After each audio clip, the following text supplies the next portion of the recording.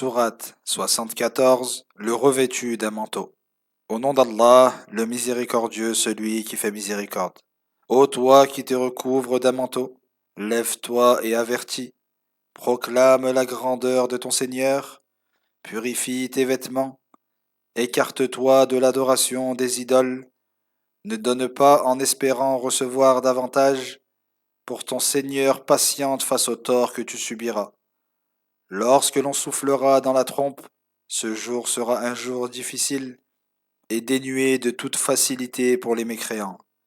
Laisse-moi me charger de celui qui, lorsque je l'ai créé, était seul, à qui j'ai accordé des biens considérables, des fils qui l'entourent, auxquels j'ai rendu la vie facile, mais qui en convoitent davantage. Il n'en sera rien. Il reniait nos versets avec entêtement. Aussi vais-je l'accabler d'un châtiment incessant.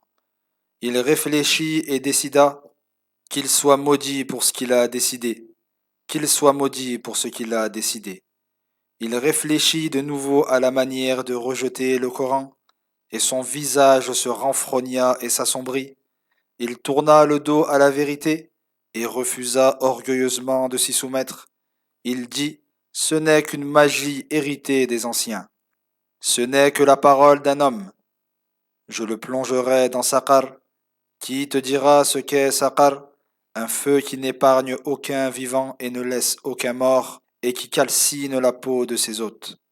19 gardiens en sont chargés.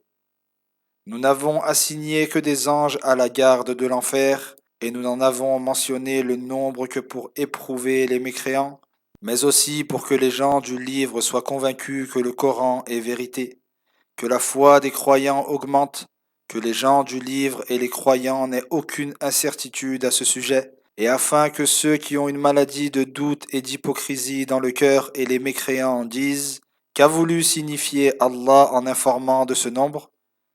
Tout comme il a égaré ceux qui n'y ont pas cru et guidé ceux qui y ont cru, Allah égare qui il veut et guide qui il veut. Nul autre que lui ne connaît le nombre des armées de ton Seigneur. Ce qui a été mentionné au sujet de Saqar n'est qu'une exhortation adressée aux hommes. Il n'en sera pas tel qu'ils le prétendent, par la lune, par la nuit qui s'achève, par l'aube qui point. Le feu de Saqar est l'un des plus grands malheurs. C'est un avertissement pour les hommes, pour ceux d'entre vous qui veulent avancer vers la vérité ou s'en détourner.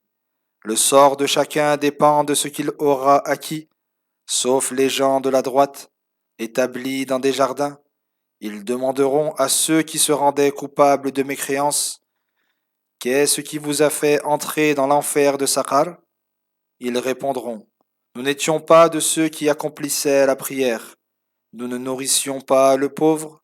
Nous plongions avec tous ceux qui s'y adonnaient dans de vaines discussions, et nous démentions l'avènement du jour de la rétribution jusqu'à ce que nous vienne la mort. Nulle intercession ne leur profitera. Qu'ont-ils à se détourner du rappel, tels des onagres terrorisés fuyant devant un lion? Ils ne se satisfont pas de ce rappel, mais chacun d'eux voudrait recevoir d'Allah des feuillets déployés. Il n'en sera rien, c'est plutôt qu'ils ne craignent pas le châtiment de l'au-delà. Le Coran est en toute vérité un rappel, que celui qui le veut en tire une exhortation, mais ils ne peuvent en tirer d'exhortation que si Allah le veut.